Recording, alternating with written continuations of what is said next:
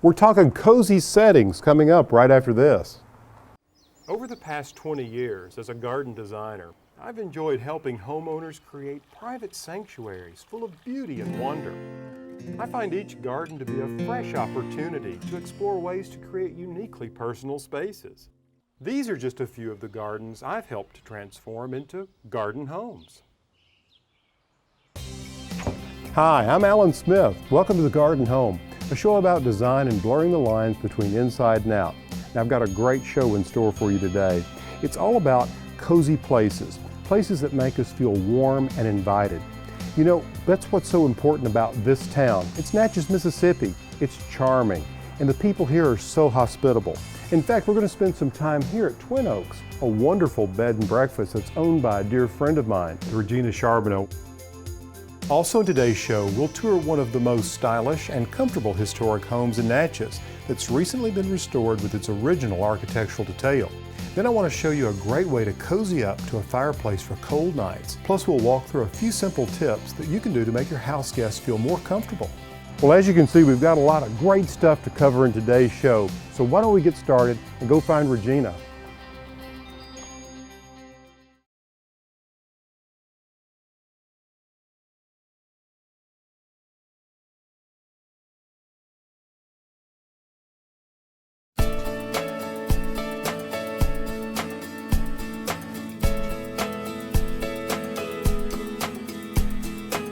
You know, Regina, it's amazing to me to be able to come to Natchez in the middle of winter and see all these things blooming. What's wonderful about Christmas in Natchez that I have narcissus right out of my garden to decorate for Christmas.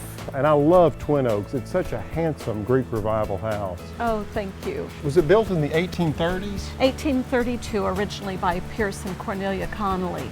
And then it had several owners, but typically an owner stays here 60 years. I hope we'll be as lucky. Now, how long have you been operating a bed and breakfast out of Twin Oaks? Almost 10 years now. Really? Yes, has it been that long? It has. It's hard to believe. Do you remember you walked around the grounds with me before I bought it? Because I was overwhelmed whether I should take this on. Well, I mean, you've just done a beautiful job. It's maturing thank you. Beautifully. Yeah. So, well, you've had a nice hand in that. You know, I love what you've done both outside and inside, and particularly with what you've done with the kitchen. Well, since it's starting to drizzle, which comes in December as well, let's go have a cup of tea in the kitchen. Oh, that'd be great, yeah.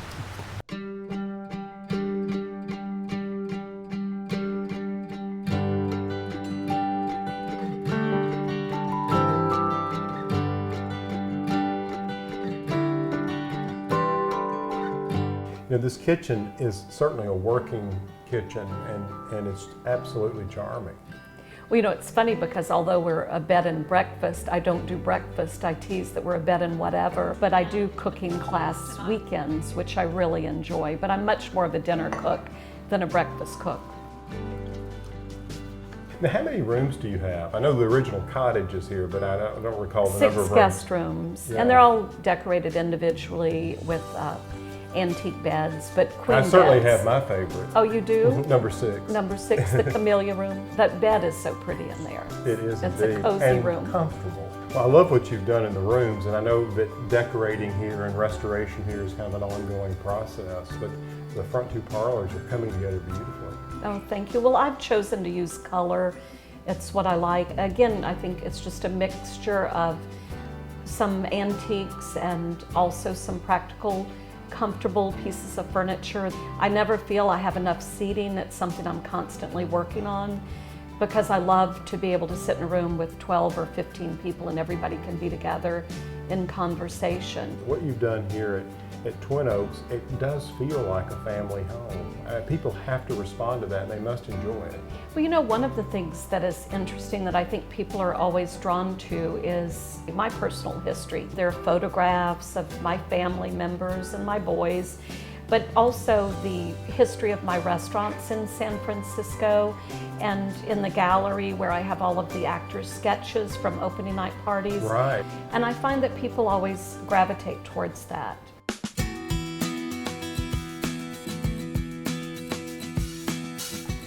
You know, Regina, I just love the way the natural light floods into this room. I guess this is the largest room in the house. It is. Well, it's so beautiful. The table is the right proportion, and this ponca, I mean, What a coup to have such a late 18th century It is Ponca. 1790s from a beautiful home called Propinquity.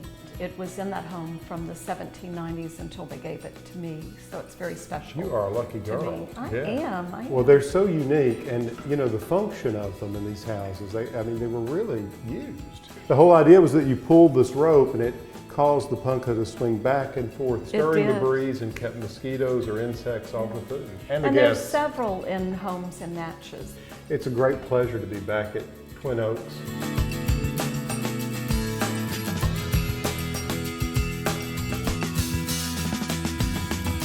Well, I love the hospitality and your cooking. Oh, well, you're one of my favorite people to cook for. I think you know that. Thanks for having me. Sure.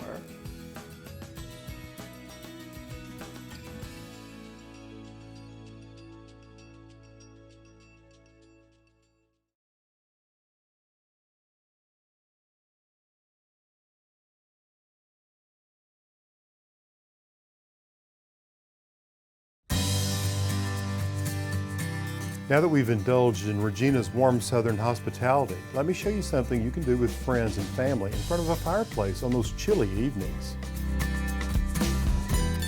Do you have rooms in your house that you really feel like are like the coziest room in the whole place?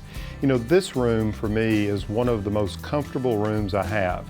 And even though I love it in all seasons, I have to say during the cold months, it's particularly cozy, especially if I can have a fire in the fireplace. It just radiates so much warmth. And with this being a Rumford fireplace, it's one of the most efficient wood-burning fireplaces you can have.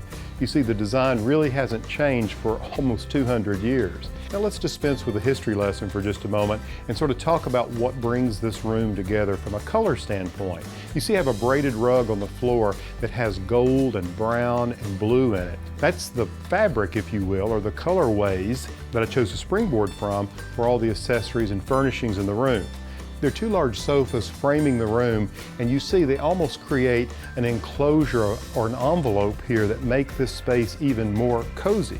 In the center, I have a stool that can serve both as a coffee table or as a place for people to sit or play games. Now, if we go back to color and take a little closer look at it, you can see that the majority of this room is made up of neutrals: cream, brown, and gray.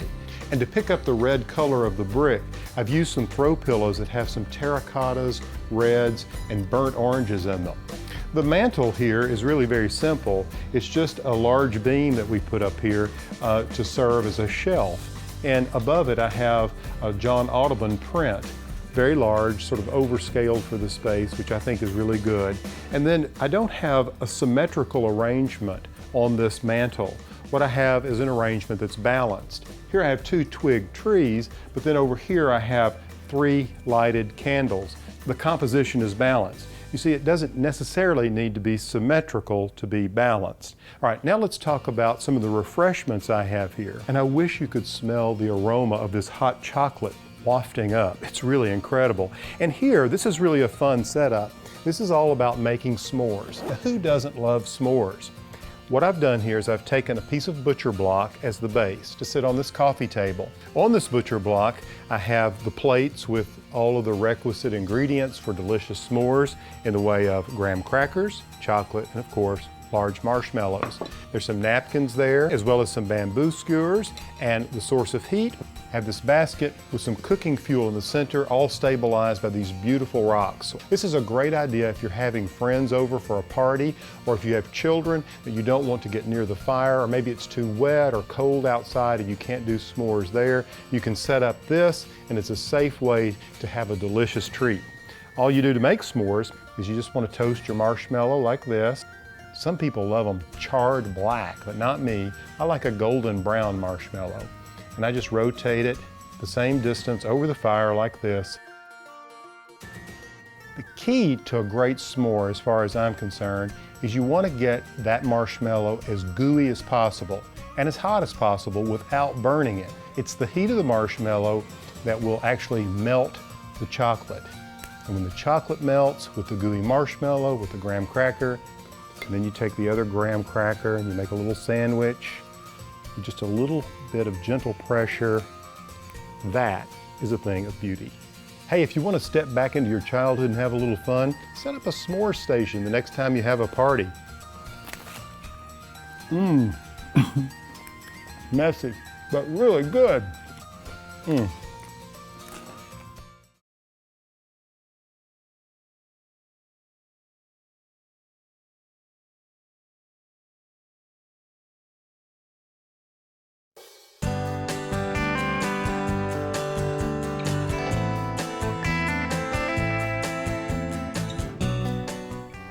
When I have guests come visit, I like to make the rooms in the house have a little special quality to them, a little added touch, like some fresh flowers, or if I happen to know that they like a particular author, just place that book by the bedside. You know, it's just nice to make people feel comfortable and welcome. Now, another thing that I've done is added just some refreshments, a pitcher of water with some lemon, some fruit, and since these friends love fresh flowers, in fact, she loves fragrance, I cut some oriental lilies out of the garden and placed them on the night table on the other side of the bed. Now there's some other things that I've done here that you really can't see. I made sure there was plenty of space in the closet for them, and I have a luggage rack set out for their convenience. And I've added a few things to the bathroom. You know, some essentials in the way of shampoo and conditioner, soap and so forth, and a hairdryer because often people forget their hair dryers. So I think they're in pretty good stead. Now with that said, I'd like to talk about this room and what I feel like makes it comfortable. Because when I designed it, I wanted to make sure that it was really sort of a haven. It's down here in the basement, so it's secluded, and just that gives it a really cozy feeling. There are 3 windows in this suite. There's a window in this bedroom, and there are 2 windows in the bathroom, which means these rooms get plenty of light, even though they're in the basement. But being in the basement really adds another quality. The soundproofing in here is really quite amazing. Guests who come here and stay, they love this suite because it's so quiet. To further create an ambience of tranquility, I tend to not like to use the light in the center of the ceiling, the overhead light. I like to use lamps, and when I can put those on dimmers, then it makes the room really nice. Now, the color of this room, I think, adds to the tranquility as well.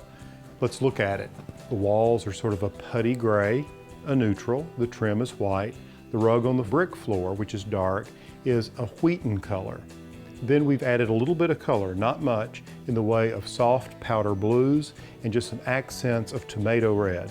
You see, by using a simple color palette with not too many things going on, it brings harmony into the room.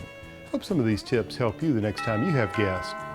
Well, there they are. I better get upstairs.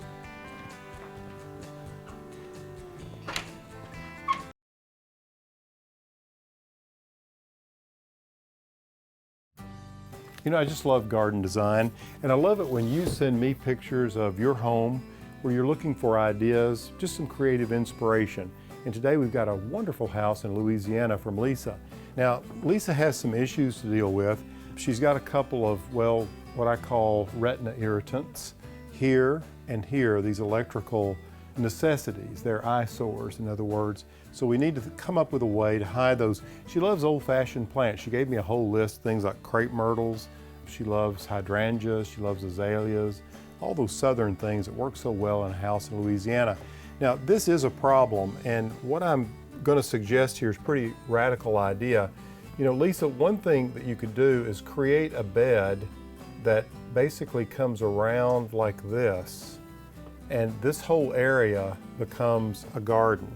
I know that's a lot of landscape, but you could bring the flower bed around here and then across the front and out and down like this, all right? And in here, we could then plant a tree, a flowering tree. What if we came in here with a crepe myrtle here, and we came back here and did another crepe myrtle here, and another crepe myrtle here. So we did a grove of them almost. Maybe even another one over there. So you've got this grove of crepe myrtles. They're going to have a pale pink bloom on it all across the front. Or you'd be able to look in between these. They'd have the trunks that would come up. And then you would come in with another layer of shrubs in here. It may be too hot for azaleas. I don't think so if you started with some large crepe myrtles. Then if you came in here with azaleas, they would begin to screen this, and a big mound of those all up under the crepe myrtle. So you create the spine of azalea bloom in here like this, all right? And we would want to repeat that over here if we could, in the way of maybe some more azaleas here on this side. And what I would suggest is a Camellia sasanqua here at the back. Those are such good value. It's a fall blooming camellia, and I would use one on the end here. They're evergreen. I would use one here, one here, one here on either side. So you see how this is sort of coming together. Now you said you like evergreen plants that bloom pink. What I would consider here would be Raphaelepsis or Indian hawthorn all along here and under the windows. And there's a dwarf Indian hawthorn that I think you could plant along this edge. It's hard for me to tell what you have along the sidewalk. It looks very narrow. If Indian hawthorn doesn't work, what you may have to do is just do a ground cover in here in the way of monkey grass or liriope. And you could grow on these walls, these panels of the wall, New Dawn roses here, New Dawn roses here, and create a trellis that would hide this box here and do a New Dawn rose there. And you could even carry that trellis over here and one over here on this side if you wanted to. Gives you a basic framework. I would want to balance the crepe myrtles by pulling maybe one big crepe myrtle over here in the lawn like this to sort of balance the house. I think the only thing we have to fill in across the front would be annual color here, or if you wanted to go with a ground cover like Asian jasmine, this could all be ground cover to keep it really simple, or you could add color here. This is a wonderful area here for you to drop in color, but what I would do is have maybe some boxwood just right at the edge of the walkway that gives you kind of a backdrop like this, and then have your annual color right here in the front. Yep. So that gives you some of the plants that you were looking for. Hope these ideas stimulate some creativity for you, and good luck with your project.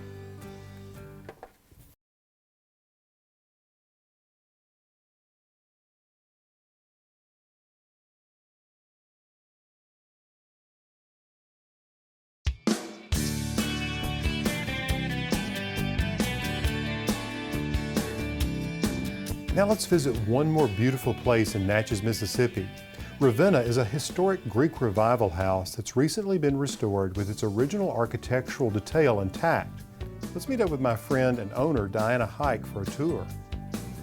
Diana, the place just looks so beautiful. Oh, thank you. The porch is such an important part of, well, this part of the world. Of course, when Ravenna was built in the early 19th century, these porches were very functional, weren't they? We feel like we use the porch today as people might have many years ago. Well, I love the way this room is furnished. Thank you. Yeah, with the wicker and all the beautiful plants. What's so marvelous about this space, the porches here at Ravenna, is that they're so generous and broad. Your idea of expanding the garden by opening up this space here to give us a vista complements the porch, because you do feel you have one entire living area, garden and porch. You know, this entryway is so beautiful, and it's virtually untouched. Untouched. This is all original to the house, but we did make changes that you can't see.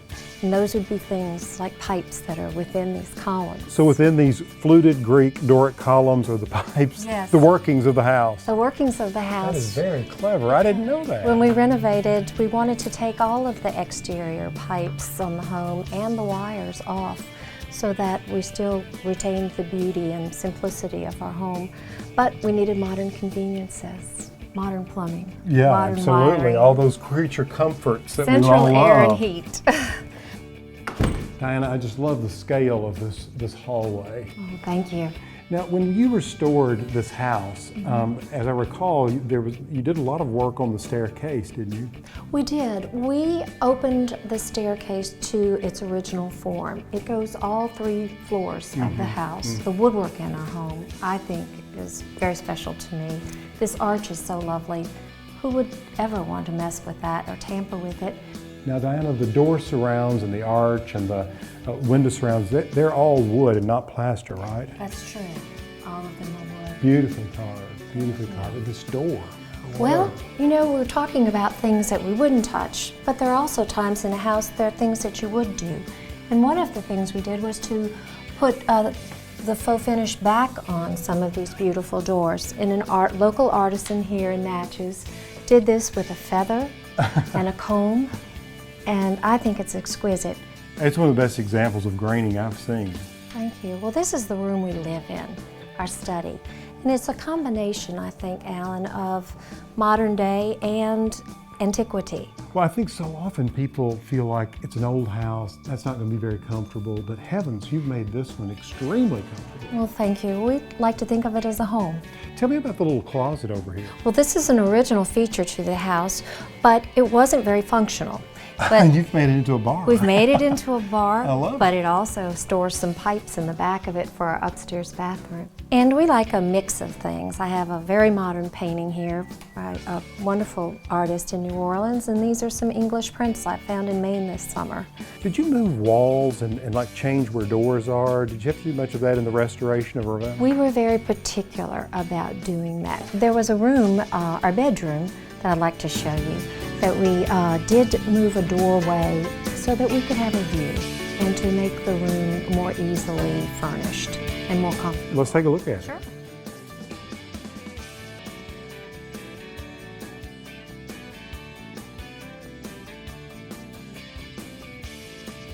Well, we had a bit of a challenge here, and I guess it all starts with the beautiful views we have out of the windows. Beautiful room.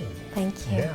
Well, it's an example of how I think we made it a little bit more comfortable because there was a doorway behind the bed, and we really couldn't figure out how to place the bed Right. and enjoy the view out of the windows when we Yeah. woke up.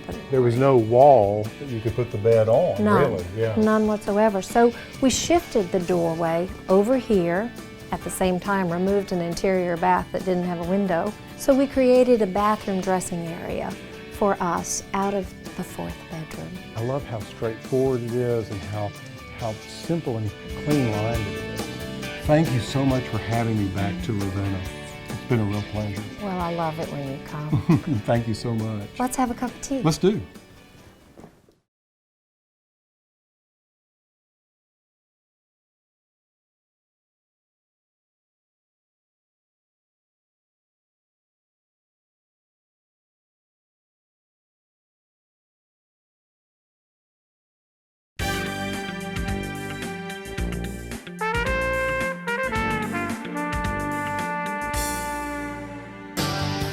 I'm Alan Smith. You know, when I'm not taping my 3 different television shows, writing books, doing a radio show, traveling around the country doing lectures, and also bringing my crew along to do some taping, I'm working on this 650-acre farm.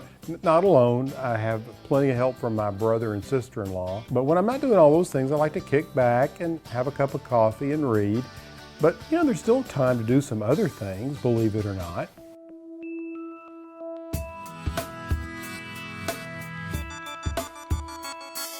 But you know, the farm is a really big place, and if it wasn't for my brother and my sister-in-law, I really couldn't have this place. They really do run it. But I always wanted to build them a house because they do so much. And so I just feel really excited and fortunate to be able to build this house and for it to be for them. Coyote is a big dog, and he runs up to that fence and he touches it with his nose and he goes, "Ow, ow, ow," and he takes off running. Are we twittering this? I'm a tweeter. We had to scoop all this out. So here's what I'm going to do. I'm going to build a new house for my brother Chris and his wife Joy. Okay, but here's the kicker. I have to build this thing with a budget of $150,000. And since I'm a conservationist, I've got to build it as green as I possibly can within that budget. We also have to build it within 150 days. You know, there's a lot of talk about carbon footprints these days, so we're working really hard to source the materials as close to this project as we possibly can using local craftsmen. That's all helping keep the price down and for us to stay on the green target. I've built houses before. In fact, my house downtown actually moved 18 blocks onto a lot. And man, what a nightmare. You know, it turned out to be a really great house. It's very traditional in style, modeled after a late 19th century colonial revival home. When I built this farmhouse out here on the hill, I decided that I wanted to make it more in the Greek revival style around 1840 and make it look as old as possible, but with all the new amenities and make it as green as I possibly could. And let me tell you, I learned a lot building this house. I want to take all of that information, put it together, and create this small farm cottage, and I want to do it for less than the average cost of a home in America today, which is $200,000. The interior, we're going to be doing some fun things in there that aren't going to cost a lot of money because we've got a budget, and but they're going to be really clever, I think, and they're ideas that have been rolling around for a long time that I've wanted an opportunity to apply and really haven't had a place to do it. So this little cottage is the perfect place.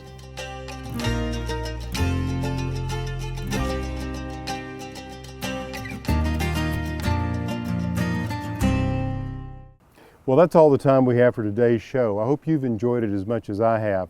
I tell you, when you get a chance and you can get out and travel and find places that make you feel warm and invited, like this place. Until next time, from the Garden Home, I'm Alan Smith.